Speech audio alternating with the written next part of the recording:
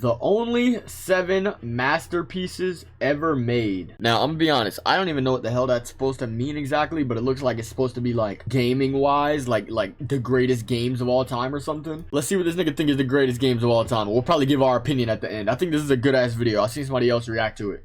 Nowadays, it feels like basically every game is a masterpiece. Game of the year? Yeah, that's a masterpiece. 10 out of 10 on IGN. On me, they call everything a masterpiece. When was the last game that y'all would like consider a masterpiece? Huh. What's like the most recent like tough game? Like Silksong's up there. Silksong is a good ass game. Silksong is a good ass game. I cannot. I mean, Deltarune Chapter 5 did just drop, and that's still technically coming out right now. I don't know where we quantify that. But that could be up there too, no cap, I'm not gonna lie. Both of those are low-key goated.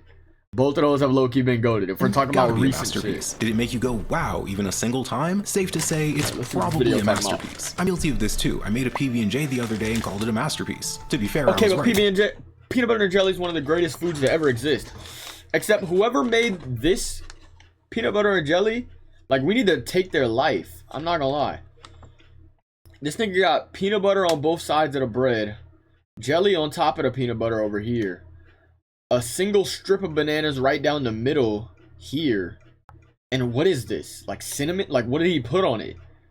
This looks disgusting. I'm not gonna lie. But when everything is a that's not good. Masterpiece. If that's the peanut butter and jelly he made, I'm not gonna lie. We need to hang that nigga, Nothing is. So allow me to overanalyze this imaginary problem by asking a question. If you had to take the thousands of masterpieces we currently have and reduce them down to bro, it won't know video games in 1236. The lowest possible number, just 7 games, what would those 7 games be? What games would you... Okay, what games would I say are like actually like I know I'm saying I said that those games are like masterpieces, but like if I really had to say 7 games, hold on, I might need a list. Can I get a notepad real quick? What would be the 7 games that I would really say like are the true just greatest games of all time?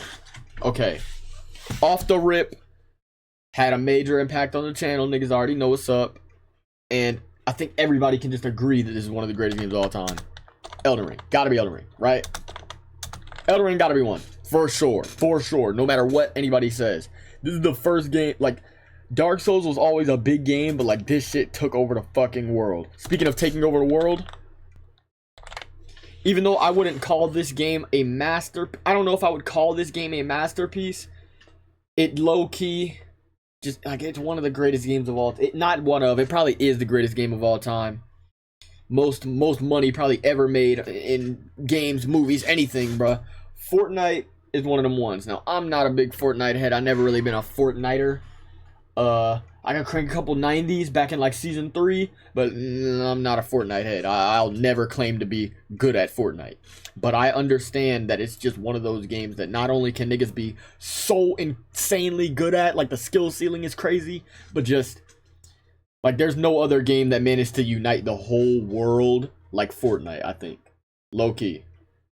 Like Fortnite got collabs with every fucking movie, every show in history, everything in history. Niggas got every console. They was the first game to like start crossplay with niggas. Bro, Fortnite has to be on the list. It's a guarantee. And like right off the back of Fortnite, I feel like Minecraft gotta be one too, bro. Minecraft gotta be one too. And I feel like that's self-explanatory. Minecraft is self-explanatory here. Do I really need to explain why Minecraft is on the top 7 greatest games of all time, bro? Stop it. Number 4. This is where it's gonna start getting tough. I feel like those 3 were super locks. It's gonna be tough from here because we're gonna have to really like cut some out. Let me think, bro. GTA 5. We were literally just playing it a couple minutes ago, actually. GTA 5 100% has to be up here. Come on, bro. Another one that's pretty much self-explanatory. I feel like all of the ones on here are self-explanatory. Like, I shouldn't, like, you can disagree a little bit, but you shouldn't be confused with any games that I put on this list, bro. Like, I'm only naming GOATs, bro. Stop playing with me. I know my shit. Number 5. Like, I'm trying to think of, like, GOATs of different eras. Like, that's how the NBA, like, that's how I work in the NBA. So I'm trying to get, like, like Fortnite's probably the most modern if we're talking about just top 7 just goats. Elden Ring, so like that kind of encapsulates that era. I don't think anything else in that era was really a masterpiece to me. Red Dead 2, almost there. Red Dead 2 was almost there, but I don't actually care for Red Dead 2 as much as everybody else. It is a good ass game, do not get me wrong. Oh, why is my game still on GTA 5? What? Game. What the fuck? Yo, I can't type. Ever since I switched to this other keyboard, I've never been able to recover my typing speed. I swear to God. Like I used to literally be perfect with the other keyboard. I don't know what it is with these buttons, but I be fucking up so much now. It's been a couple months since I used this use this keyboard, and I'm still fucking up on it, bro. It's getting on my nerves. Where's the section for the title? Reacts. Maybe a Nemo. Bow. Alright, let's go. Number five. We only have 3 spots left, bro. Like, I'm trying to think, like, call me crazy, but like, it's one of the first things coming to my head. Wii Sports? Like, that was another one of those games that's just like everybody was on that bitch. Like it's undeniable. Like a fucking goat. What's good, Tara? We're doing we're watching a video called The Only 7 Masterpieces Ever Made. They're talking about, I guess, the greatest 7 games of all time, or the greatest, like, 7 masterpieces of gaming. And I'm trying to give my list right now before we start it. Right now we got Elden Ring, Fortnite, Minecraft, GTA, and these last 3 spots, like, I don't know. Right now, like, it's like I want to say Wii Sports, but like, if we're talking games, bro, like, Wii Sports is like I don't think I can put Wii Sports on here, bro. It has to be something that's truly like transcendent. Fuck.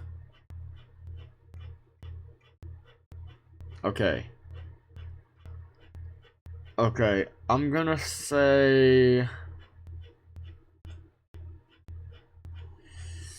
I don't like, cause I so badly, y'all know this is one of my favorite games of all time, but I don't know if this belongs on a list like top 7 masterpieces of all time. The Walking Dead season 1, like, is this valid to put next to Elden Ring, Fortnite, Minecraft, GTA? Like, as much as I love that game, one of the greatest stories of all time, nigga, I don't know.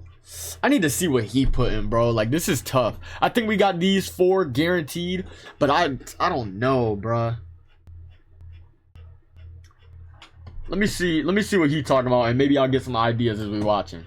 You consider the 7 true masterpieces. Let's get some ground rules out of the way. First off, before you say it, Undertale.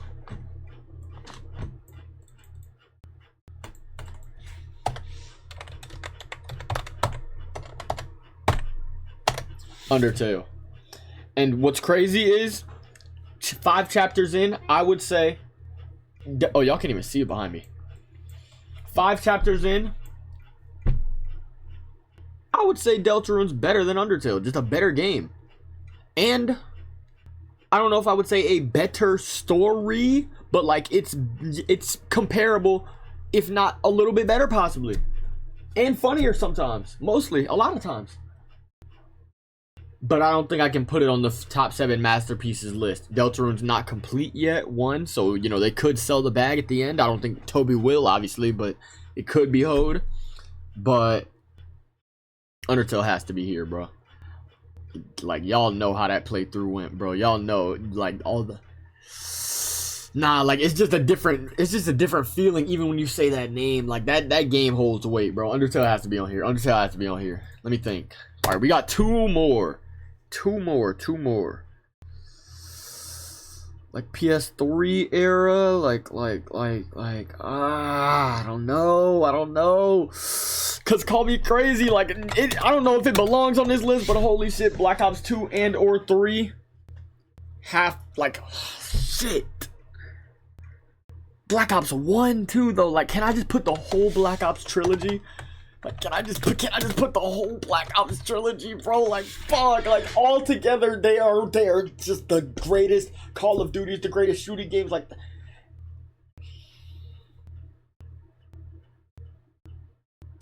I can't put it. That's not fair. That's not fair. I can't lump 3 games in one. That's not right. I feel like once it's completed, it'll definitely be up there, but maybe not. That's what I'm saying. We can't give it that guaranteed yet. But like, just off the impact, the music, the characters, I low-key have to take Undertale to be in this slot over Deltarune. I'm not gonna lie. All right, we got 5 right now. If I think of any more games, we're gonna think of them. Breath of the Wild? Hold on. Because Breath of the Wild is one of the toughest games I ever played in my life. Breath of the Wild might low-key make it. Oh my god, yes, Breath of the Wild is making it. Wait, I'm disrespectful for even thinking about that. Oh my god, Breath of the Wild's making it. What? Breath of the Wild is one of the greatest games of all time, swear to god. Like, that, if every game that I ever played on the Switch got deleted besides Breath of the Wild, and in turn Tears of the Kingdom, I would be perfectly fine still with that purchase to this day. And I would still say it was worth it for me to buy a whole console to play those 2 games. Nigga, those are fucking legendary, bro. Stop playing with that nigga Link, bro. I hope they don't sell his next game, because, you know, they like to change the styles, like, a lot. But I feel like, I don't know, the Breath of the Wild, Tears of the Kingdom style is, like, so iconic now. Like, it's right there next to Wind Waker and, like Ocarina. Bro, if they stayed on this style for, like, a couple more games, I would not complain at all, bro. It just looks good. Like, it just looks good. I don't want to see them do no more, like, mini, like, anime-looking character. Like, what is it, Chibi or whatever? I don't want to see that ugly ass shit. My nigga was looking cool as fucking Breath of the Wild. Alright. We currently have 6 games right now. We might think of some more while this game's going on, or while this video is going on. But I want to watch this, and I'm done talking. I'm hungry as hell. No, this is not just a list of my personal favorite games. That list is on my Patreon, which you can join to help justify spending. Am I allowed to just say the Okay. Now, I know I said Black Ops Trilogy isn't fair. Like, I can't include all of those 3. So, in turn, I probably can't put one on the list if I'm thinking about these games for real. But, like, Pokemon is basically the same premise in every single game. And I might put Pokemon on this. Bruh. Nah. Actually, no, I wouldn't. No, I wouldn't. I take that back. That's not to say this is some purely objective and perfect list. Pokemon is there's plenty of personal bias in here. But, like, we're saying masterpieces. Like, if I'm not including Wii Sports, I can't include Pokemon, bro. By virtue of me being... We need shit that, like, has peak story, peak gameplay, just peak iconicness, peak fucking... everything, bro. Everything has to be on point to make it on this list. Human. But I tried to stay as true to my methodology as I could. This task was practically impossible, and it only got more challenging the further down the rabbit hole I went. Eventually, though, I was able to come up with a methodology that feels as close to accurate as I can make it. So let's start there. What exactly is this methodology? How did these games make the list? My personal favorite game series, but I've never played it. I've never played Paper Mario, but I know people that have. And I haven't heard them, like, say it was one of the greatest games of all time or anything, but I think I've heard that on the internet, maybe. What am I prioritizing here? Well, I've done some research on masterpieces and narrowed it down to 7. Oh my god, wait, Terraria might be a masterpiece. Like, I know Minecraft and Terraria are kind of in that same lane, and I was trying to get, like, different stuff on there, but Terraria might be a masterpiece.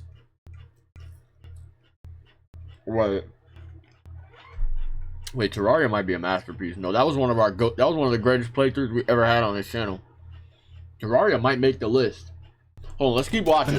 He's low-key jogging my memory with some games. That's why we need to watch to see what he's saying, just to remember some games. Attributes that make a game a true masterpiece. Think of these less like boxes to check and more like a single large bucket to fill. A game doesn't necessarily require all 7 attributes. It just needs enough of them together to add up and collectively reach a certain threshold. Yeah, let's see the attributes he uses, and then we can rank our games, like, according to that, and it'll help us really figure this shit out. Equally, you'll quickly see that they have a lot of overlap. It's next to impossible for a game to max out one of these without inadvertently bleeding into another category. Okay, the attributes are as follows. Attribute 1, influence. The game needs to have some kind of profound level of influence on the rest of them. I told you, like, niggas try to act like influence won't count in that kind of debate.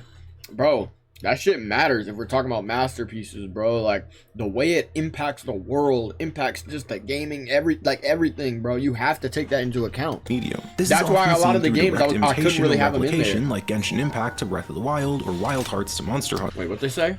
Seen through direct imitation or replication like Genshin Impact to Breath of the Wild. Are they saying Genshin Impact stole from Breath of the Wild or the other way around? I feel like Stardew Valley's big. No, the people that fuck with Stardew Valley fuck with it heavy, bro. Like, I put respect on that game. 100%. Wild Hearts to Monster. I've never played it, but I put respect on that game. And I don't know if it would be... Y'all did not see that. I don't know if it would be my kind of game, but, like, I might be open to playing it one day. Hunter. Bless was trying to get me to play it one time, but she was telling me I should play it. Masterpiece should have influence so substantial that magically remove. That's crazy that I didn't even think about putting Hollow Knight or Silksong on the top 7 masterpieces list. Is that fucked up? Because those games were so goated too. Wait, oh my god. Hollow Knight might be number 7. Wait, what? If it's between Hollow Knight and Terraria for number 7, we gotta reevaluate my list. Hold on. I'm gonna keep making my list as the video goes on, and then we're gonna narrow it down. That's what we gotta do. We gotta get all the ones that are like valid candidates, and then we'll narrow it down. Black Ops Trilogy cannot make it. Wii Sports cannot make it still, because they're not over anything that we just put here. But Terraria and Hollow Knight, low-key, could be that final spot on some Lil Yachty shit. My bad, I was typing on my left hand. I got some Chick-fil-A right now. From the timeline would dramatically alter what the medium looks like today. Attribute 2. Did that say suffering? This is probably the most common use of the term. The game needs to have outstanding quality next to its peers. Simply put, a true masterpiece should be a very, very good game. Attribute 3. Obviously. Uniqueness or novelty. This is a weird one, but the importance of doing something new and exciting really can't be understated. Yes, that's why I was really getting start to see these attributes genres blend together, as oftentimes the most unique games also tend to be some of the most influential if they're successful enough. Attribute 4. Timelessness. A masterpiece shouldn't That's kind of the same as influence a little bit, but like those kind of go hand in hand a little bit. But okay, I like that still. That's definitely something I'm still factoring into. Like these games are truly fucking timeless. That much. Sure, tech gets better. Justin, that's inevitable. Yet a masterpiece from 30 years ago. This is Final Fantasy? Oh, this old Final Fantasy. My fault. Have you considered throwing a cinnamon roll in top 5? No, I have not considered that, because we're not doing a top 5. We're doing a top 7. This video is titled "The Only 7 Masterpieces Ever Made," and he's narrowing down, I guess, the 7 greatest games of all time, or the 7 masterpieces. Hold on, should I pull my list back up real quick? Wait, I might just be able to show it on the screen like this for now. Right? Hold on, let me see. Boom. It seems as though that's not the case. Wait, is it showing? Oh, is it showing it? I can't see it.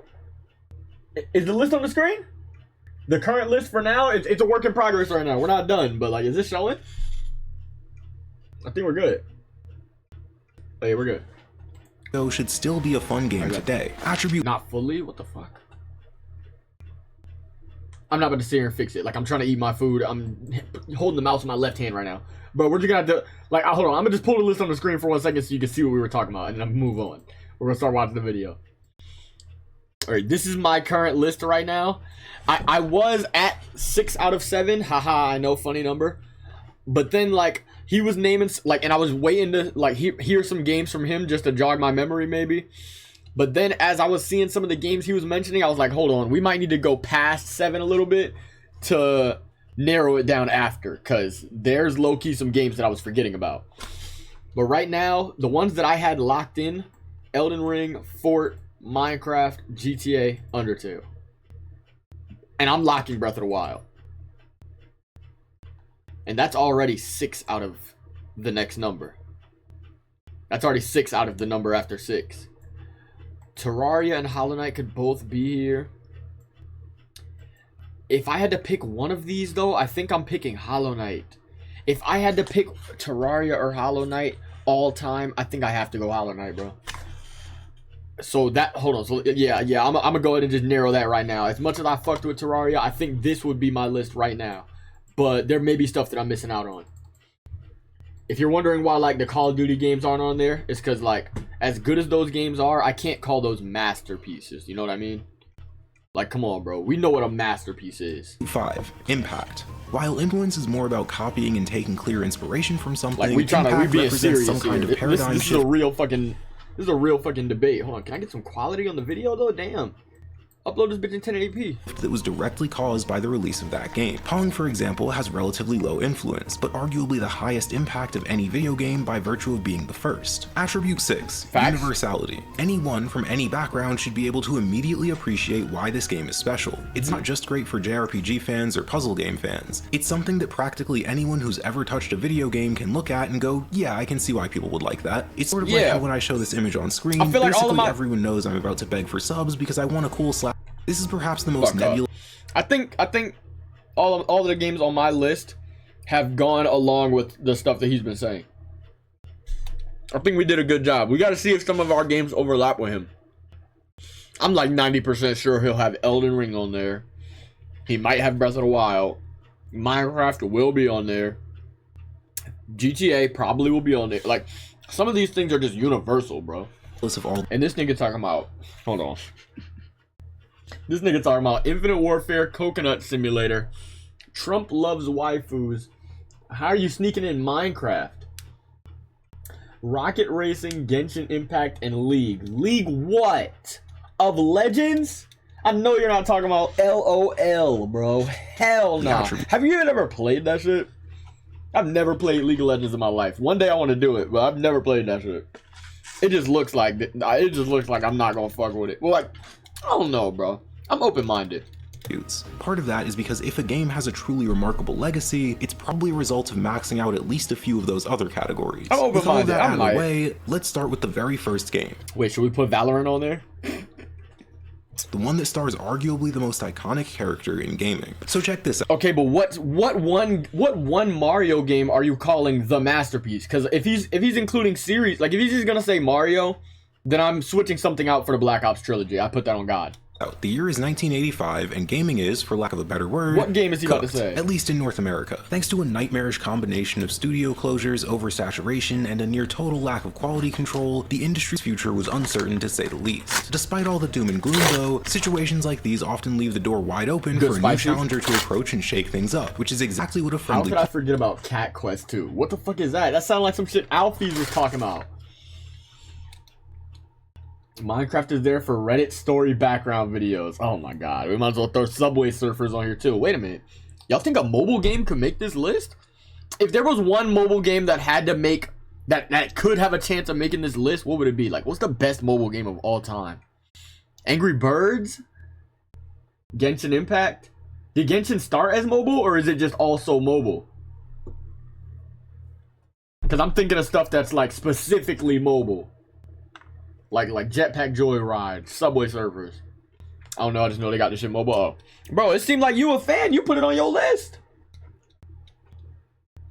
I thought the same thing. Played a few games and then never again. He's talking about League. Homer was getting ready. Yeah, bro. I feel like it would be funny on some content shit, but I don't know. But again, I can appreciate a lot of different games, bro. Like, if it's compy, like because there's some games that just feel different when you're playing it versus watching it. I could maybe enjoy that. How long have I been recording? I'm not recording. Because I stopped my recording at the start of the video to restart it because it was... Oh my god. I'm gonna have to go and go get it in the VOD, bro. I was literally gonna upload this tonight. Like, I'm getting the React channel back in order. I was gonna upload this bitch tonight. To do. A company that would become synonymous with gaming was planning their biggest venture yet, one that would catapult them straight to the very top of the industry, the Nintendo Entertainment System. Yet this console wouldn't have done nearly as well if it wasn't for the game spearheading its launch, the first of our 7 true masterpieces, Super Mario Bros. Now, if I may ask you for a Is he really including the first game though? Like, yeah, it is so transcendent and changed the landscape of gaming forever, surely, but like, masterpiece? Moment to consider a question that I promise you is relevant. Just give me a chance to explain.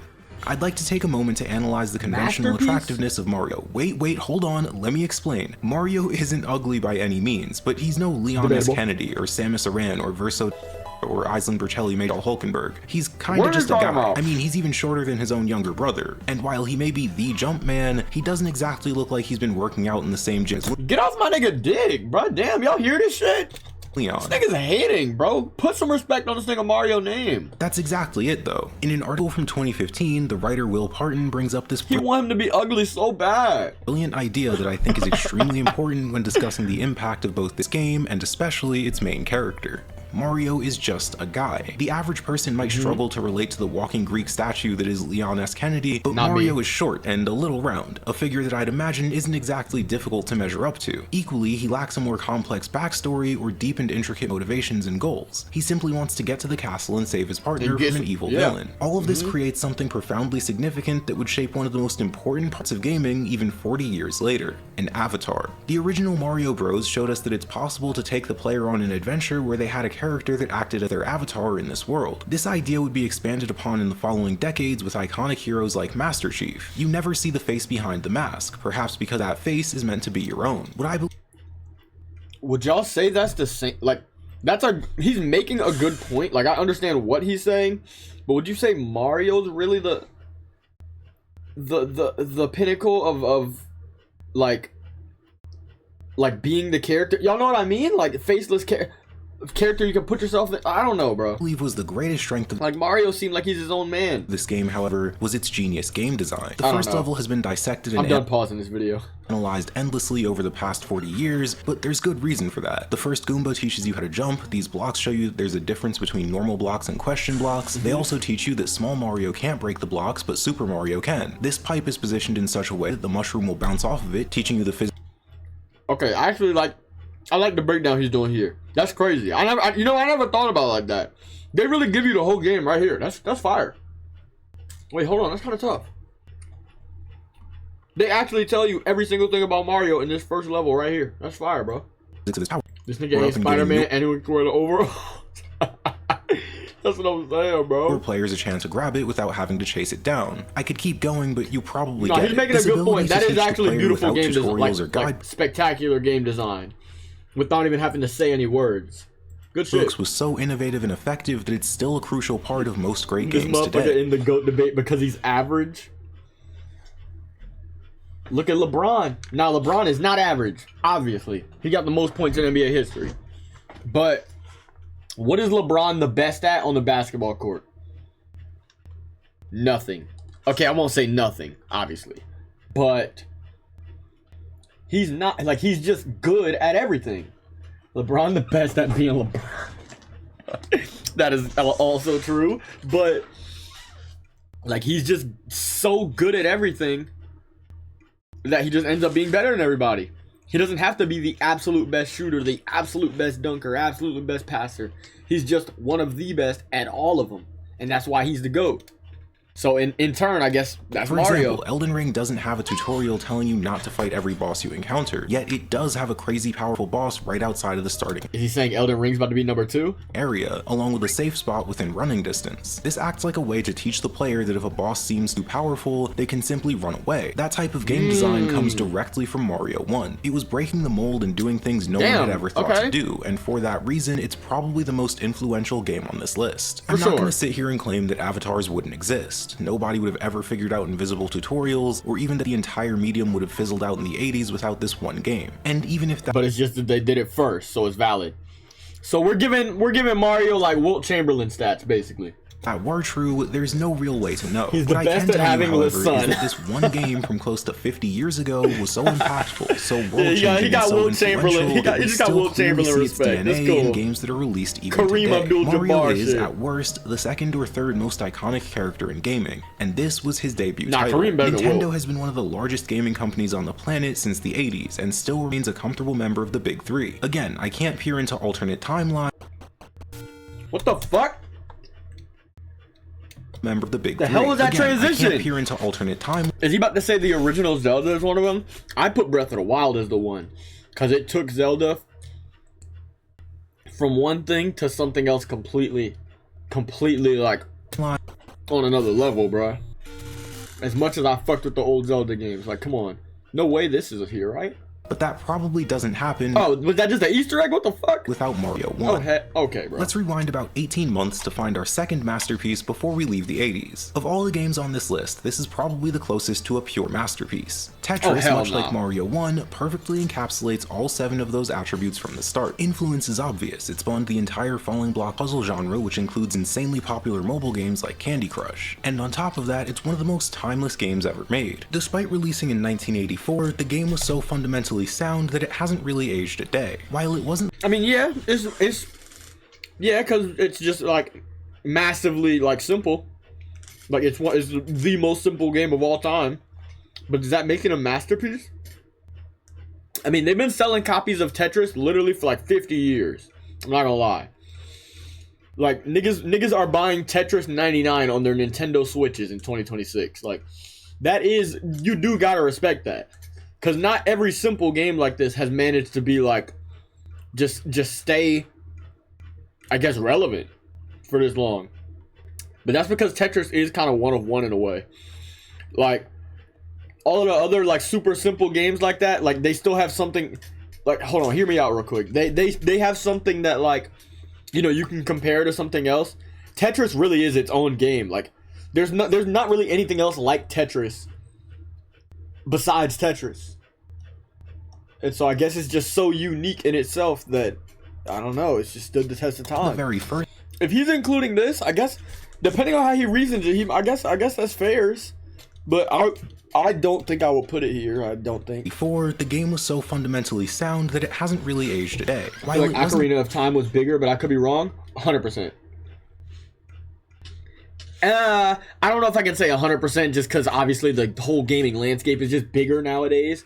But, bro, like, all I have to do is click this one link right here, and everybody will know the power of Ocarina of Time, bro. Like, obviously, we all love Breath of the Wild. I have Breath of the Wild on my list right now, but bro.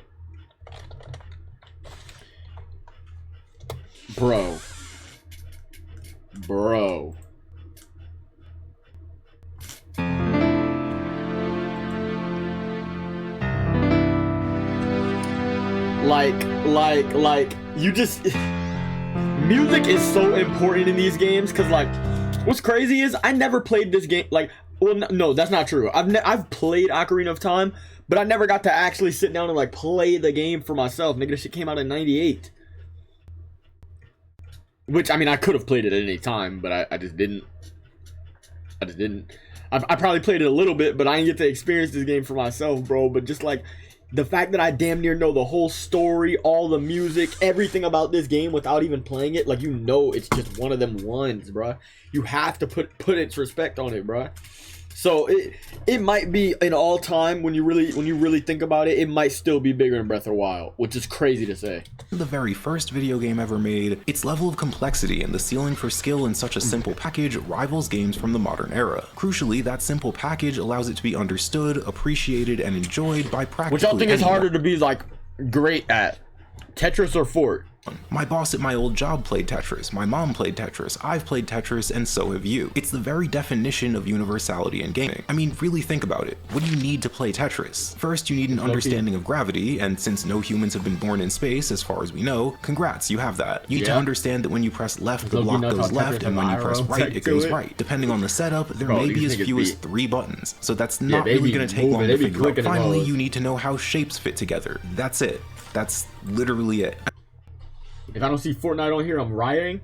Yeah, but, like, if we're talking gameplay wise, Fortnite's not a masterpiece. It's deadass not. Even though it introduced something new and ridiculous, like, just unique, and it took over the world. Gameplay wise, I don't think Fortnite is. But with how much he was putting emphasis on impact and influence and all of that, Fortnite has to be here, right? Come on, bro. It has to be here. The 3 cinnamon rolls deadass took my IQ, now I'm making Nako. Yeah, bro, it's that sugar going to your head. I didn't play it until I was a full adult, and I don't know why. I was 5 when it came out and already playing hella games. Yeah, like, I definitely had access to Ocarina of Time by the time I started, like, playing games as a kid. I don't even know when I would say I started playing games, but it had to be, like, mad young. Like, if I was born in 01, nigga, Like, niggas, we not rich, bro. Niggas weren't rich. We still had the fucking old ass consoles in the house, bro. Like, I could have easily went back and played that shit if I wanted to. I just never did. I don't know. I'm confident that if you went back in time a few hundred years, I probably was a little creeped out by the game. No cap. I was a little ass kid. I was scared to play zombies by myself. And gave a child a Game Boy with Tetris, they'd be clearing rows in less than 90 seconds. If aliens showed up, damn. So he about to put Tetris on here. Okay, let me stop pausing. What a video game is for some reason, you could safely give them Tetris and they'd probably get it. Most telling of all of this, though, is the fact that despite being created in 1983, nearly the exact same game is still being sold successfully today. I said. Like, Fortnite has had a generational run going on over 8 years of global dominance. People have been playing Tetris for over 40. Crazy. If that's not timeless, I'm honestly not sure what else could be. Next, let's move on to one that might be a bit more controversial. However, I think as we delve deeper into this game, you'll start to see just how monumental it was. You gonna say Elden Ring? And really still is. If you were born between here and here, I'm willing to bet that one of the first video games you ever played— what you about to say? Sonic? —was the first generation of Pokemon. The fact that I just got chills off of him saying Pokemon, bro, and I told y'all I wanted to put Pokemon, like, I want to put Pokemon on my list, but I don't know if I can just say one game. Like, are we saying series or are we saying one game? Cause bro, Pokemon is that shit, Red nigga. And blue. If Mario showed what video games themselves were capable of, Pokemon demonstrated this medium's ability to expand far beyond its home in the digital world. The games were novel and revolutionary in their own right, being the grandfather of the monster catcher genre. While not technically the very first, it was one that made monster catchers mainstream. The first generation was also the very beginning of one of the largest series in gaming. It influenced endless copycats and developers in gaming, nigga, in anything. Pokemon is one of the biggest things just on Earth. Improve upon that original They've formula. had a show running for like 40 years. Pokemon had going for it was solid RPG from the 90s, like 30 it wouldn't years. be on this list. In fact, while Red and Blue were revolutionary at the time, you'd be crazy to look at the decades of monster catchers we've gotten since and claim that not a single one accomplished what Pokemon did at a higher level. What makes these games truly special is that they were— who's that, Nidoking? Yo, chat, I know my Pokemon, bro. I can't wait for the next Pokemon game. I actually want to play that on stream, and I hope some people were saying that they would be down to watch that. Like, I have not played a Pokemon game in I don't know how long, because they've been ass apparently from what I've been hearing. I really want to play the next one. Like, it looks kind of good. It looks like they might be back, but that's what they say every year, right?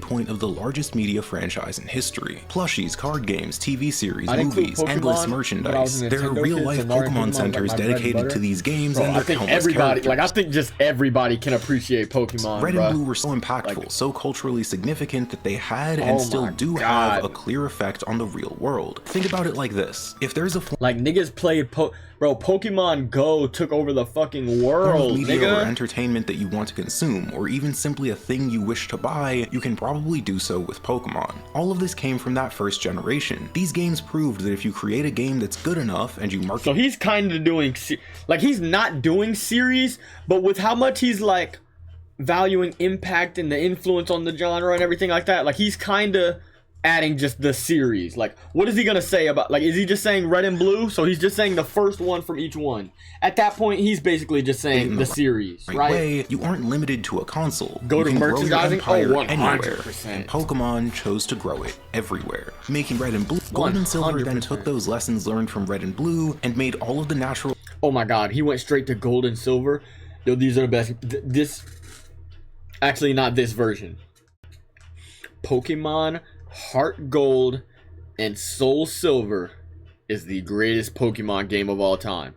Stamp it, lock it, clip it, ship it. I promise you, there will never be a Pokemon game that ever compares to that. I don't give a fuck what y'all say about Black and White, them X and Ys, fucking ZX, all the extra shit that they're doing now. No, none of them will ever compare to the emotions, the feelings when you going in that cave and finding Ho and fucking Lugia and shit, bro, and fighting Elite Four and fucking, bro, oh my god, this is the GOAT. These games even further. That's the greatest Pokemon game of all time.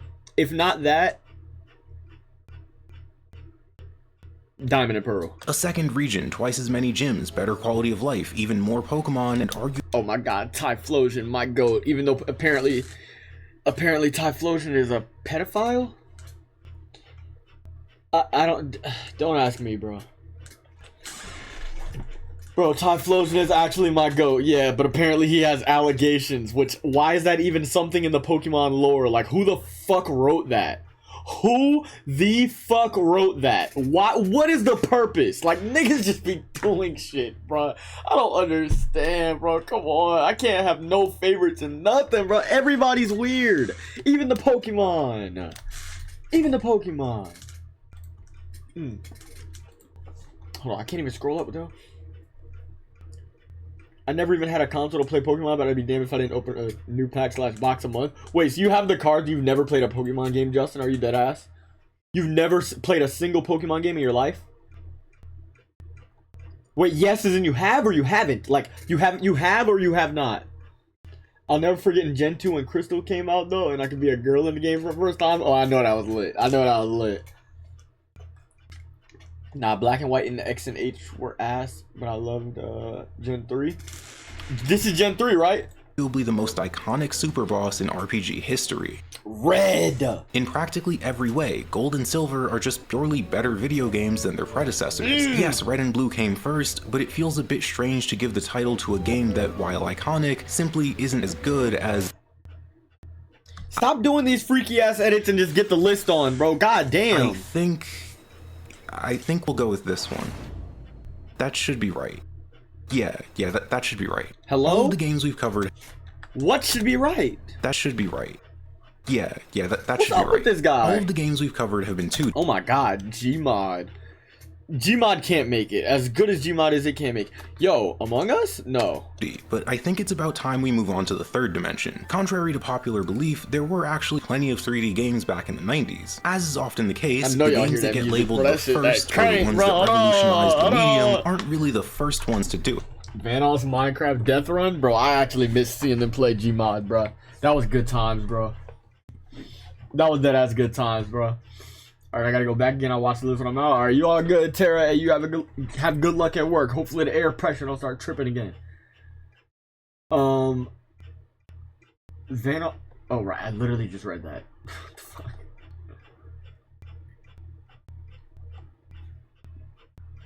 I grew up on straight Sony shit. No Wii? No way. You actually never played Pokemon? Yo, you actually missed out. Like, you could probably go back and play those games to, like, this day, and you would enjoy it. If you've never played Pokemon, like, obviously if you're older, you've played it before, you go back, it's gonna be like, oh, it's fun right now, but I'm not about to beat this game. If you're playing Pokemon for the first time and you go back and play one of them OG ones, you would actually get hooked. I'm not gonna lie. Like, it's like Pokemon is like undeniable, bro. You're not gonna play Pokemon and not fuck with it. I promise. It would instead be more accurate to call them the first ones to do it well and at a scale that hadn't been seen. Nah, Lethal Company should make before. At the time, I'm not sure there was a single game that accomplished the goal of a 3D adventure better than the next entry on our list, The Legend of Zelda: Ocarina of Time. This is a game that often tops at greatest... Like, if I have Breath of the Wild on here, I basically have Ocarina of Time on here, so we got this correct. Games of all time lists, and justifiably so. What impresses me most about Ocarina of Time... We're gonna play Ocarina of... Wait, aren't they making a new Ocarina of Time? Yeah, that was at the last, Nintendo joint, right? Bro, I think we were discussing this when we were watching it. Like, should I just play the new one or should I go back and play the OG first? Like, I gotta play the OG first, right? Come on, bro. That's Ocarina of Time. Chat, we might have to emulate Ocarina of Time, bro. I know that would be a goated playthrough. Bro, Breath of the Wild was one of our best playthroughs. Is the innovation on display here. It popularized Z-targeting, a camera system that we still use today. It's really hard to appreciate just how incredible that is. No, that's actually crazy. That's actually crazy that Zelda has credit for that? What? Zelda has credit for locking on to an enemy? They were the first ones to let you lock on? That's tough. I'm not gonna lie. The soundboard wasn't ready, but I was gonna play applause on that one. That's tough. Now, that's tough. Try to think about the... That's like saying the first game to jump, damn near. Well, no. That's not necessarily true. But you get the idea. Tools, techniques, and technological advances this medium has made in the 27 years since this game's release. Despite all of those advancements, we still don't really have a better camera solution for third-person 3D games than this one from nearly 3 decades ago. This one game laid the groundwork for cameras that would be used in everything from Dark Souls to Bayonetta to Dynasty Warriors to basically any third-person 3D action game you can think of. That level of influence is exceedingly rare. Yeah, that's fucking crazy, actually. The first game to be able to lock on. The level of quality in this game is... And like, nobody else has done it better since. Arguably like, even more impressive. The game is basically the quintessential hero's journey. It takes this weird outcast kid who acts like a bit of a blank slate, much like Mario from the 80s, sends him into a tree, and then gives him a prophecy to save the world. He's then told to leave the forest he's called home for his whole life, and after spending about an hour... Hey, bro, damn, you're spoiling the whole story, bro. Goddamn, spoiler warning, spoiler warning, spoiler warning. This game is quite literally 30 years old. I'm talking about spoiler warning. Like, I mean, the game is literally 30 years old. Or two in this maze of tightly packed trees and claustrophobic caves. That's how we don't have a better system, and I still turn that shit off in like every other... No, but that's just because the bosses in that game make it to where like the system just can't function properly, bro. You have to turn it off and on. But hey, Rocket League doesn't... Wait a minute. So that means technically there would never be Rocket League without Zelda. Cause Ball Cam is basically the same thing as Lock It On. Yo, that's crazy. Damn. Nah, shout out Zelda, bro. That's tough. That's actually tough. Cause the point I was gonna make was like, that's like having ball cam on and on or off in Rocket League. Like sometimes you just have to turn it off, bro. It's not necessarily the system's fault. It's just, you know, the better players will know when and when not to use it. You finally make your way out and are met with this.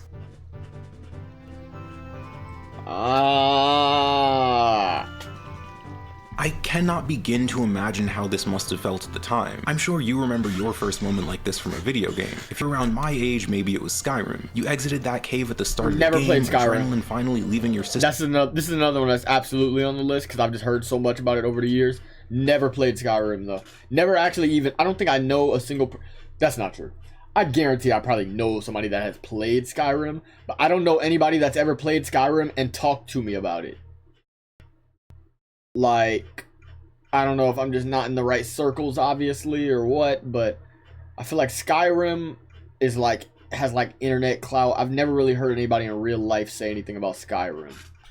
After the dragon attack, and in front of you lay a scene straight out of a painting. Endless peaks dotting the horizon, along with the knowledge that each of those distant locales that you could barely make out may hide an adventure exactly like the one that... Cause you probably called them a nerd-ass nigga and told them to go back to... No? What the fuck? You think I was a bully?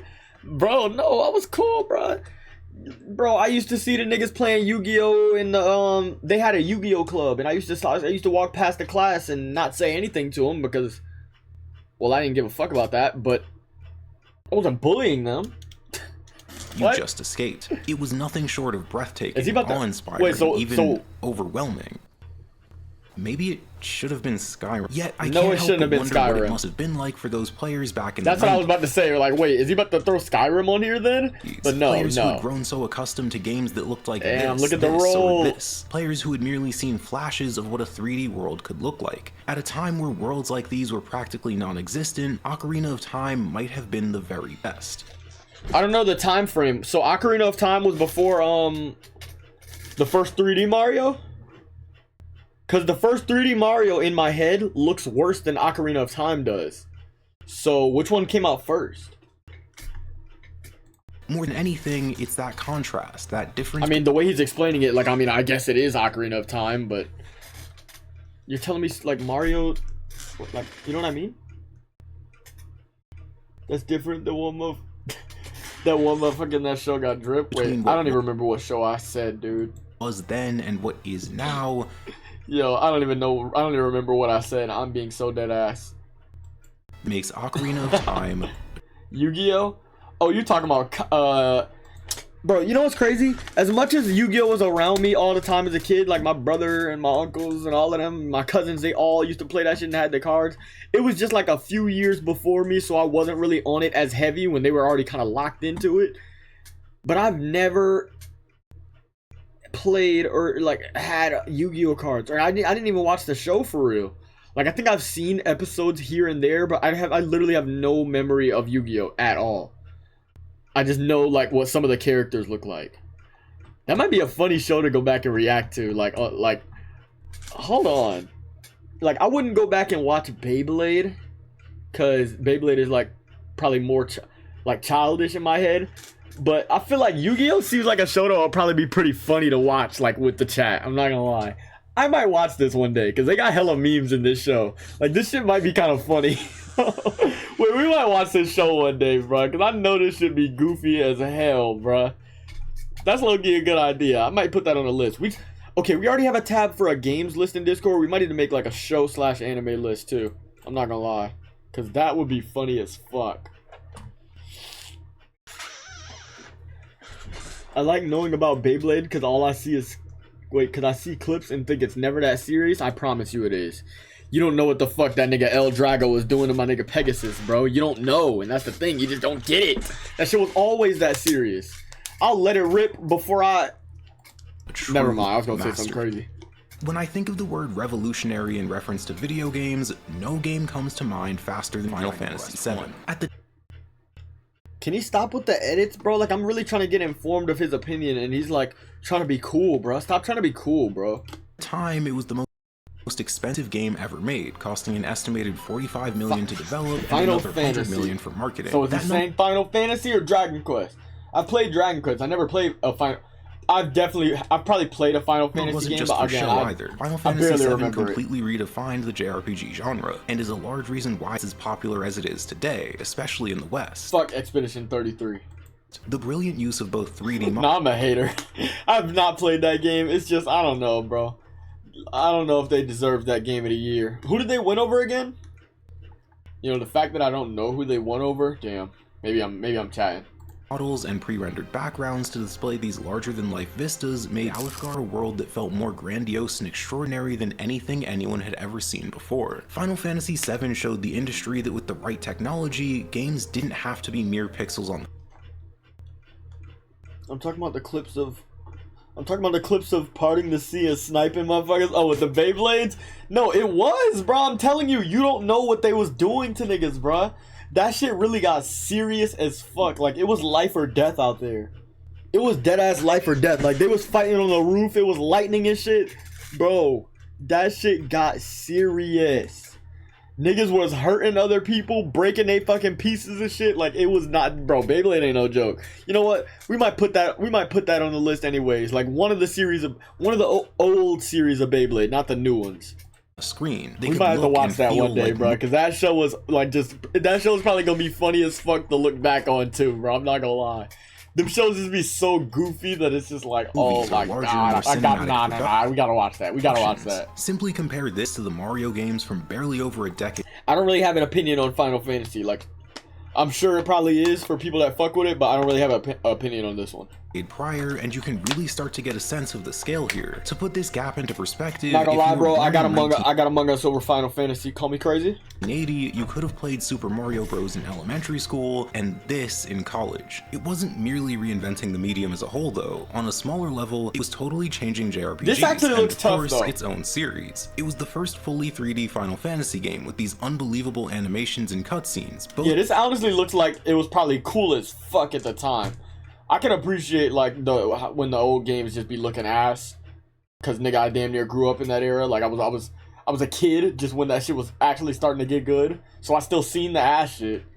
This looks like it was probably fucking tough as a bitch when it came out. Of which it utilized to their fullest potential to tell one of the most iconic stories in gaming, one that still feels relevant even today. While games like Chrono Trigger and— Wait, is the story of Final Fantasy like really good? I thought people just kind of liked the gameplay and like the characters. Maybe we will go play a Final Fantasy game one day. Better combat animations than modern Pokemon? No, dead ass. Dead ass. And this is 3D. Pokemon was 2D at the time, and it's still worse. Iconic stories in gaming, one that still feels relevant even today. While games like Chrono Trigger and Final Fantasy VI effectively mastered the genre and what it could offer with the technology available back then, Final Fantasy VII acted as that next major step, a generational leap that gave us a window into what the future could look like for this medium. Perhaps directly because of all of this, no, shout out Final Fantasy, man. I can appreciate when a game is just like objectively like pretty good. The poster boy of Final Fantasy, even going as far as representing it in Smash Bros. And when they thought to add another Final Fantasy character to that series, did they add the main character of 10? Final Fantasy 6? Maybe 1? I don't know who none of them niggas are, but I know who they're about to name. I know who they're about to name. The top 7 masterpieces all go to Expedition 33. Oh my god, no, they're not sweeping again. Expedition 3 went over Silksong, Hades 2, Death Stranding, Donkey Kong, and KCD 2. I got Silksong. But Expedition was probably, like, I'd be joking about saying that game was but it's just because I don't play those type of games. Expedition was probably a good game. Like, one day, maybe like 97th place on the list, we might play that game. Nope, they added Sephiroth, a second Final Fantasy VII shout out character. Sephiroth. That nigga swaggy as fuck. Created nearly 2 decades ago, these remain the most iconic characters in the series, and it's all because of Final Fantasy VII. Maybe it's just because I played Smash and saw Cloud there before I ever even saw him in Final Fantasy, but I don't know, maybe I just don't know anything about the Final Fantasy world. Every time I see this nigga Cloud in the Final Fantasy games, he looks so out of place. Like, he looks more like a character that just should be in Smash Bros. Than a character. Like, he doesn't even look right in his own game. Final Fantasy VII character. Because look at this. Despite being created nearly 2 decades ago. Look. Like, okay, in the old games, he looks cool because the old games look ass. So, like, his hair looks like shit. And so it's just, like, spiky, but it's shit. But it's good because it's shit. You know what I mean? These remain. Like, when he looks like this, but the background's realistic and all the other characters are kind of grounded, like, it kind of throws, like, he looks weird. The most iconic characters in the series. Like, she looks pretty normal, and then this dude got fucking spiky all over the place. Final Fantasy VII it just looks crazy. This game is the very definition of impact and legacy, and for that reason, we'll don't do another glitch, bro. Just show the masterpiece. No, that's not right either. Okay, let's try this. All 3 of the games we've covered so far have prioritized impact and influence over practically anything else. What do you mean 3 games? I thought we did more than 3. What the fuck? Did he record this out of order or something? Wait, when did these games even come up at all? What is he talking about? Am I tripping, or is this video like something's not right? Wait, what? I thought we were at like 4 or 5 games. He said Mario, Pokemon, Ocarina, Tetris, Final Fantasy. That's 5. Easy, there's a big ass lion that can talk. I don't think Cloud is that out of place. Well, I didn't know that. I didn't know there was a big ass talking lion. No. Even then, he still just looks crazy. Cloud just looks insane. But okay, that's valid. That's valid. Either. Okay, let's see what this nigga talking about, bro. All 3 games we've covered so far have prioritized impact and influence over practically anything else. So for number exactly, like, where's the gameplay? 4 on our list, I wanted to take a look at a game that acts like the pinnacle of the genre, a game that stands at the absolute peak of quality. Granted, I'm not saying this game is perfect, but as of today, it might be the best open world game of all time. Best open world.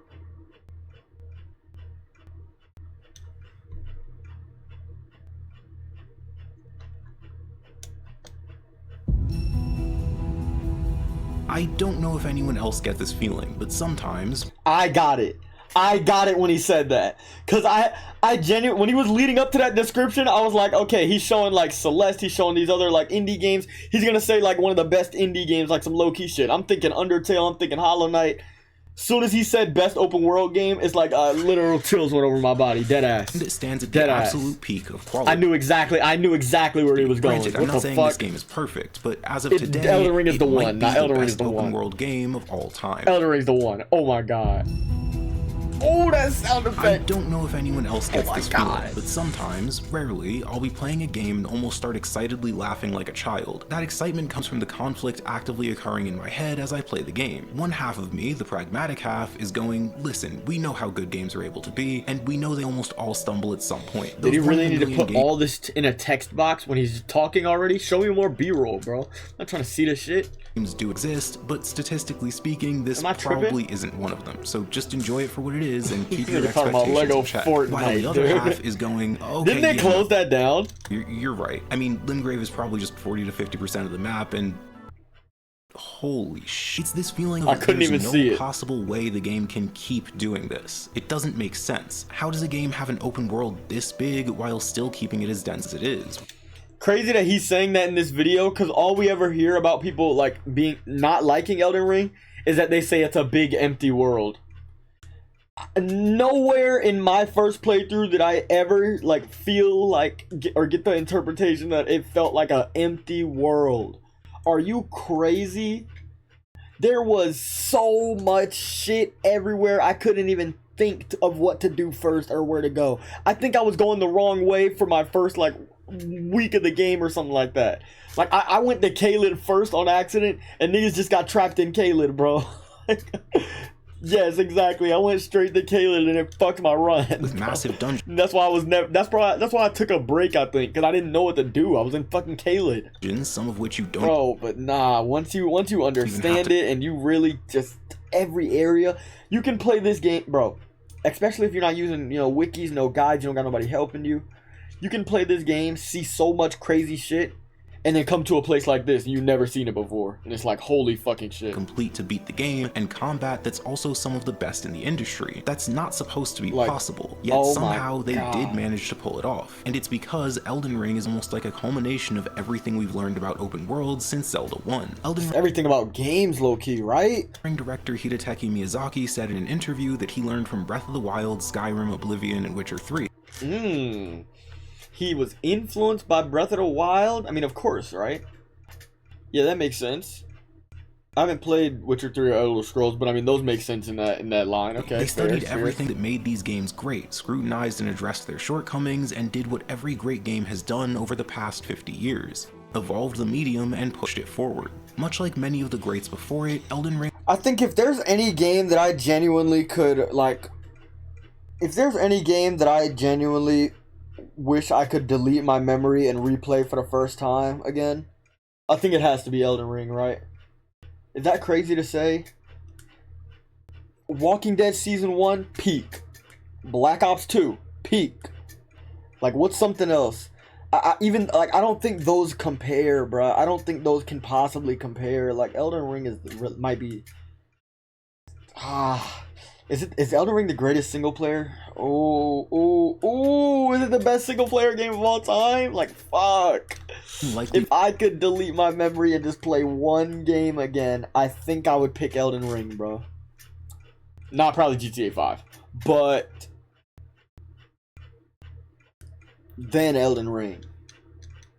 Won't be the greatest open world game of all time forever. I mean, Miyazaki himself said that Elden Ring isn't his ideal fantasy RPG. It's close, but he knows they can do better, and I'm sure in time, the team at FromSoft will. When they do, I hate that people keep saying that because they're not going to do better. What does it mean for Breath of the Wild? Not even that I don't believe in them, but like, this game's too good. They're not going to do better. Any game that has since been improved upon and evolved. Imagine a world in which Miyazaki does create his ideal fantasy RPG. Let's say it's another open world like Elden Ring. Is Elden Ring no longer one of the 7 true masterpieces? By that logic, should Mario 1 be on this list when Mario World exists? That's what I was saying. Honestly not sure. That's why I had Breath of the Wild instead of Ocarina. Can I ask you a seemingly straightforward question that has no real answer? When humanity is long gone and aliens stumble across our planet, they'll likely categorize all of our trinkets, odds and ends, those sorts of things. But when they reach the video game section, what do you think they'll consider more important? The very first game humanity made, or the very last? I don't think they're gonna give a single fuck about video games if they're taking over the Earth. Especially if we're at the point where aliens are able to come to Earth and do shit to us. Nigga, nobody gives a fuck about games at that point, nigga. What are you talking about? So he said, would they care more about the first one or the last one? I'm sure they won't have access to the first one, so I guess they'll just see the last one. Like, what? If they really want to like find one, they're probably just gonna say what's the best one, not the first or the last. This question is almost a bit of a paradox. Just objectively, what's the best? Ask me, I'd say the last game is infinitely more important, especially if it was the last truly great game and not just some shovelware that an AI threw out at the last second before shutting down. A game like that would be able to say so much through its sheer existence alone. Every choice it makes would be a statement on what we valued at the very end. Shout out Academics. I had over 100 hours on my first run and didn't even know about Halictree. Exactly. Where's Obi when you need him? For what? Elden Ring? Did he ever even beat the DLC? Oh yeah, he did. Oh, The Witcher 3. Wait, he played that? Interesting. No. Well, what are you talking about? Like, what? Kind of mark we wanted to... Bro, am I missing something? Leave behind what we wanted the future to know about us, who we were. The last game undeniably says far more about the medium and our civilization as a whole, yet the first game is the very reason the last game is even able to exist. Sure, Pong isn't some grand philosophical statement about a species in their final moments, but it is the starting point, the necessary first domino that had to fall. To be honest with you, this paradox drove me... Oh my god, I think I've touched Ocarina of Time. I have never played Majora's Mask for myself, bro. And that's crazy because I'm pretty sure like that mask might have been my profile picture on an app at some point. Like I've drawn that shit, you know, the moon, like niggas always reference the moon from Majora's Mask. I've never played this game. And this to me looks like it's probably the coolest Zelda game. Just because it looks weird. And weird is good in these kind of games. Crazy when trying. Like it looks so weird that it's like to put together. I have to play these. Oh my god. Wait, we might do like summer of. Nigga, it's July. I'm talking about summer of Zelda. Okay, we might do like fall of Zelda. Autumn of Zelda, maybe, huh? Wait, chat. We might have to do like a run of playing all of the Zelda games again, or not all of them, obviously, but the main ones. Because there's so much that I've missed out on. Like, I rep Zelda so hard. That was an accident. I rep Zelda so hard. Like, I say it's one of my favorite shits, but I have missed out on a lot of the best games, bro. Dead ass. I gotta go back. Balancing legacy and quality feels next to impossible. And we have the capability to emulate all of them, bro. So I can look and get on my completed list of 7, wake up the next day, look at it, and go, yeah, no, at least half of this is wrong. We have to go back to the drawing board. Then I'd try again, and again, and again. Was that Half-Life 2? I'd get a finished script. Yet almost the very instant I hit... Hold on, he still hasn't said Minecraft. On that last line of the 7th entry, he still hasn't said Minecraft. It all felt... I was in chat rage baiting someone saying Witcher 3 is ass, and we've just been saying it ever since. Oh, what the fuck? Wait, didn't I? Wait a minute. Hold on. Because I think when they announced Witcher 4, I went back and looked at Witcher 3 gameplay, and I was like, wait, this is not what I thought The Witcher was at all. And I might have said that it doesn't look as good as, like, what I thought it was. But maybe I'm remembering it wrong. Hold on, let's see some Witcher 3 real quick. Maybe I'm remembering what I saw wrong. But hold on. 1 minute of combat from each Witcher game. How about we just go to Witcher 3, dude? Like what? Keep it together, legs. Okay, now this one look alright. Nah, it's okay. It look like it's probably alright. Okay, no, I don't remember what I saw that I thought was ass. Then I don't know. Yeah, I got no idea.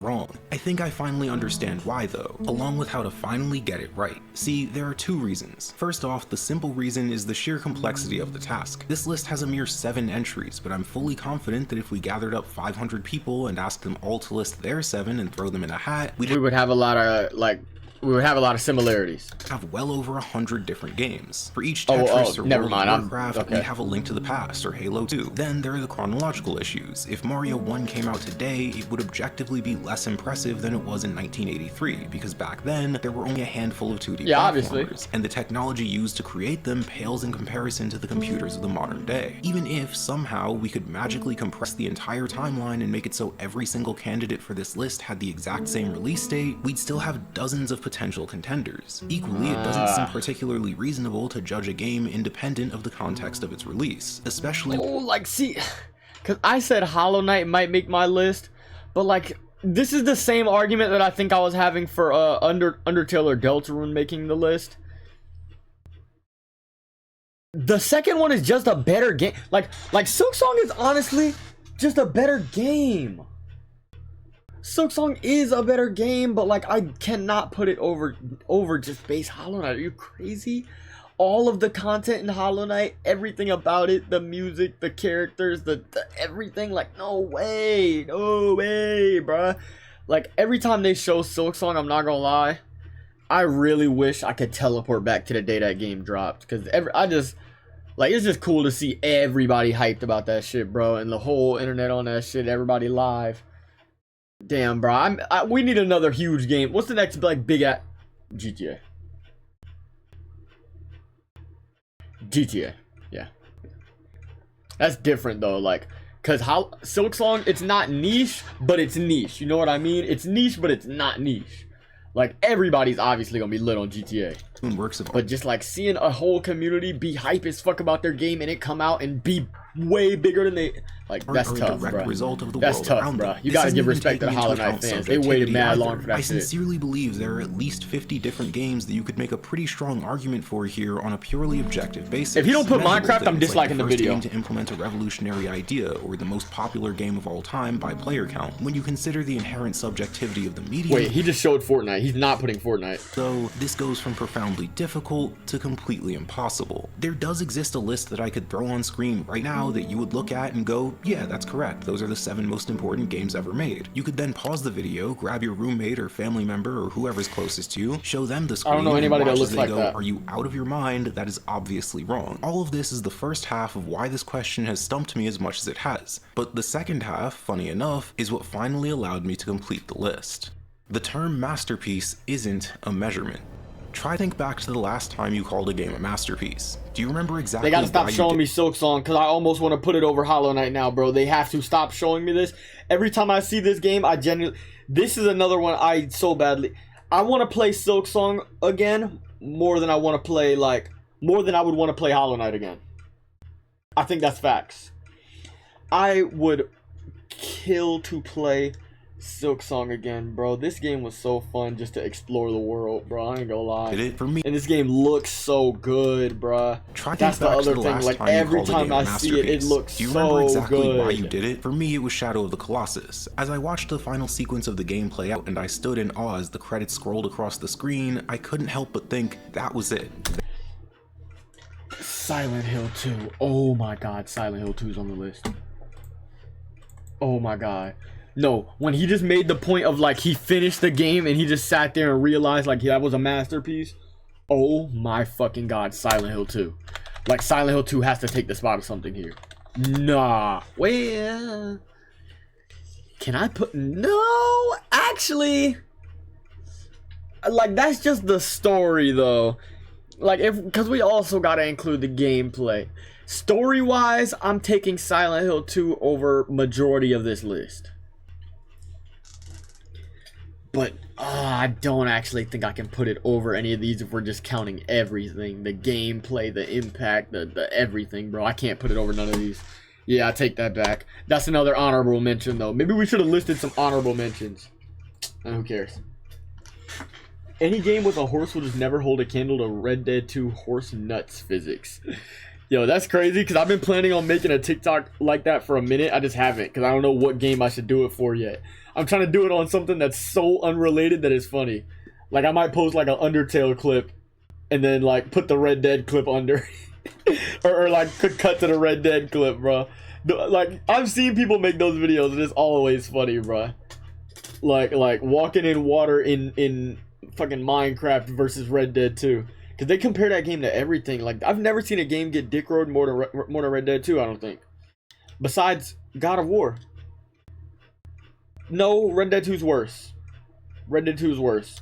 That was a masterpiece. I didn't think that because the game reached some arbitrary level where it suddenly crossed some invisible line from great game to masterpiece. It wasn't like a kilometer where it goes from 998 meters to 1002 and we suddenly go, yup, that's it, it passed the threshold. No, it's more like an exclamation point. Like the last dunk in a basketball game that's already over, or the final song at a wedding just before everyone goes home. In a wonderful video from the channel The Art Assignment, the creator Sarah Urist Green says in regards to masterpieces, we're talking about what we want the future to know about the present. And I think that's exactly it. That's the key. When you call something a masterpiece, it's almost like you're saying, this is how I want to remember it. Dragon Quest games are really good. Like, if they actually made a modern one that was like modern, like it didn't still feel like an old kind of concept, I would honestly play these games. Like, I like the world of Dragon Quest. This idea is what convinced me that I needed not one list, but two. I know I promised Whoa, so wait, should we have two lists then? Because that might include some of the ones that we were like leaving off. I'd give you a list of 7 games, and don't worry, I still will. However, and this may come as a shock to you,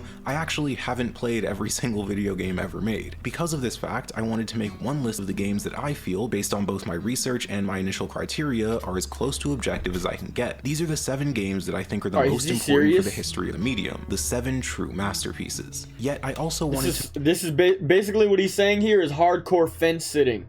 He didn't want to actually make a list for this video and stand on his opinions. So he tried to make an objective list and then a personal, and then his own personal list, which is okay. But when you're calling this the only 7 masterpieces ever made and then you come with 2 lists, it's like, I want to super kick you in the throat, because what did I watch this video for? I could have just made the list myself then. Like, we had plenty of, hold on, let's see what he says. Let's hear him out. It's 4 minutes left. Of games that I thought deserved that exclamation point, that defining label. Games I thought deserved to be remembered. Any game with graphics or talent, people like Red Dead. Any game with water. Any game with food. With that in mind, let's finally take a look at the 7 true masterpieces. Any game where your character has a face gets compared to Red Dead beard growth. I'm not gonna lie, Arthur Morgan, unironically, grows his beard faster than me, probably. In chronological order is as follows. Tetris. As previously stated, it's about as close to... Wait, so is that why he was showing... So is that why he was trying to hint at, like he kept doing the glitching thing where it was showing other games that were, like, similar in that lane, but a little bit different? Because that's the ones that are on his list. You could have just said that, bro. All them freaky ass edits at the start just made me like weirded out a little bit. Like you were about to like jump scare me in the middle of the video. Pure masterpieces you can get, so I'm pretty confident placing it. He did not have to do all that for that. Again, same reasons as before. Let's see his list. I won't spend too much time on it. Third will be Doom 1993. Not Tetris, Mario, OG Mario. It's about as close to a pure masterpiece as you can get. So Doom 93? Super Mario Bros. Again, same reasons as before. I won't spend too much time on it. Third will be Doom 1993. Not only is it one of the first 3D games ever made, but it also revolutionized FPSs and The trailers for this game on YouTube are age restricted. Because of this, I do not want to show footage and risk this video getting demonetized. Dog. What do you mean? So just no one on Earth can ever show Doom 1993 gameplay or it'll get demonetized. What? Shooters in general. I was so confused. Like, what is he showing me? This does not look like a game out of 1993. Popular and arguably most profitable on the planet. Although that profit... I have never actually played like a full Doom game. I've played like a tiny tutorial or demo of it or whatever. I've never played a Doom game in my life. It does depend on mostly semantic factors that I don't think you want to hear about. Our fourth game is going to be Pokemon Red and Blue. The impact these games had on the industry, and more importantly, outside of it, is simply too great for me to place anything else in this spot. I'm okay with this. Number 5 is Ocarina of Time. It was both the pioneer of 3D cameras and action games with the Z-targeting system, a system that's still used in most third-person 3D action games today, and the blueprint for decades of future third-person 3D action games. Games from Okami to Dark Souls to even Elden Ring were all either directly or that's Okami? Wait, I've heard of this game. Or am I thinking of something else? No, wait. I think I'm thinking of... Wait, I think I've seen that too, though. It's the little fox thing. But no, I'm thinking of a game called Omori, I think. It's like a scary game, I think. Inspired by Ocarina of Time. Anyone know what that is? At number 6, I place the aforementioned World of Warcraft for being the game that brought MMOs into the mainstream. World of Warcraft? See, I can't speak on this because I've never played World of Warcraft, but World of Warcraft. And again, he's not even showing the right game. How is World of Warcraft copyrighted? A lot of the biggest games on the planet today are MMOs. Think things like Final Fantasy XIV or Elder Scrolls Online. Like, I guess just off the impact of knowing what this game was for all those years without ever seeing it and how many commercials they had, like, it's probably up there, I guess. On top of this, its cultural impact... Like, at this point, we might as well put Fusion Fall up here. Up there with things like Pokemon and our final entry, number 7, Minecraft. The last masterpiece, Minecraft. The highest-selling video game of all time. So then why do we listen to talk... Why do we listen to... So this is the OG's list, basically. Because I was about to say, like, why do we listen to him say anything about Elden Ring if it's not even on this list? So this is his list of OGs that just pioneered gaming, I guess. Number 7, the most important games for the future of gaming. Which I guess these are all pretty much correct, yeah. Last masterpiece. I can't like, this is honestly pretty objectively correct, I think. Like, I can't really think what else. Like, if we're talking about games that shape the future of gaming, like, yeah. I mean, maybe Tetris could get the fuck out of here, but like, damn. I don't know what else would go there. The highest-selling video game of all time. Damn, a game bro. that, much like Pokemon All right, let's Red see Blue his list, World though. of Warcraft, because that's the one that we're really using. Like, let's be for real here. And a game we're not thinking of Wilt Chamberlain fucking lists, bro. We're not thinking of the goddamn 1960s Dream Team, my nigga. We're trying to get the greatest players of all time, the greatest games of all time. Dominance for over a decade now, with no signs of slowing down anytime Nobody's soon. putting Nobody's putting Larry Bird on a top 5 in 2026. Like, stop fucking lying, bro. We are not like Larry Bird, Magic Johnson, Wilt Chamberlain. Niggas are not putting them on a starting 5 in 2026. Like their greatest starting 5 of all time, bro. Like, let's just be for real, bro. Come on. Like, niggas are just better now. I'm taking Dylan Harper over Magic Johnson. Facts.